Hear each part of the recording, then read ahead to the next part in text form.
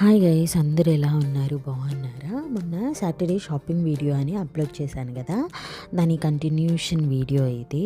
మొత్తం నాకు ఒక వీడియోలో ఒక్క షార్ట్లో అప్లోడ్ చేయడానికి కుదరలేదు. నెస్కేఫే వాళ్ళు చిన్న ప్రమోషన్ లాగా చిన్న బస్ టైప్లో అరేంజ్ చేశారు.